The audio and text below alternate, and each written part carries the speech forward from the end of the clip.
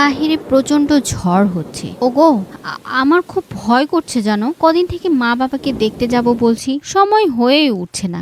না জানি এই ঝড় বৃষ্টিতে কেমন আছে ওরা। সোহান, সোহান, দরজাটা খুলতো নানু। নেহা, কই কই তোরা?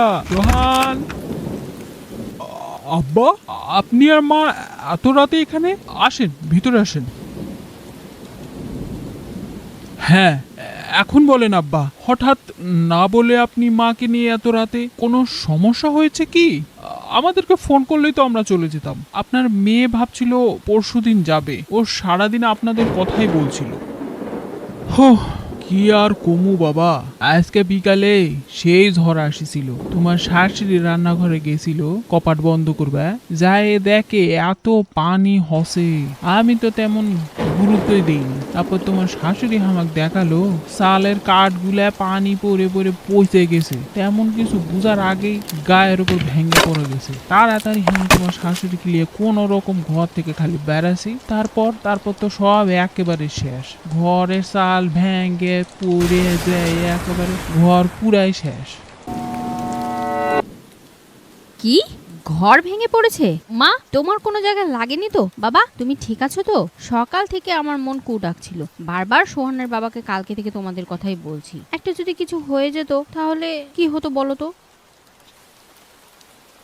চিন্তা করছো কেন রে মা? আমরা ভালোই আছি, আমাদের এর কোনো ক্ষতি হয়নি। ঘর ভেঙে পড়ার আগেই আমি আর তোর মা বের হওয়া পারিছিনু। আল্লাহ মনে হয় আমাদের নসিবে দানা লিখে রাখিছিল, ওই জন্য আমরা বেঁচে আছি। না হলে কালকে সকালবেলা শুনতে পাইতু তোর মা বাপ দুজনাই দুনিয়ার থেকে চলে গেছে।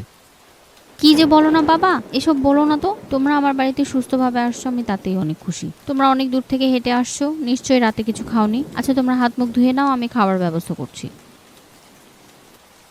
সোহানের বাবা কিছুদিন আগেই বাড়িটা মেরামত করলো। ঘরের চাল ফুটো হয়ে বৃষ্টির পানি চলে আসছিল।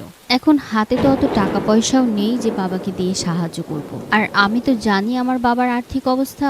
অনেক কষ্টে তিল তিল করে বাড়িটা করা। আমার ভাই খুব একটা টাকা বাড়িতে পাঠাতে পারে না। চাকরি করে যে বেতন পায় ওটা দিয়ে ওদেরই টানাপোড়ানের সংসার। সেদিন সারা রাত এসব দুশ্চিন্তা আমাকে এক পলকও ঘুমাতে দেয়নি।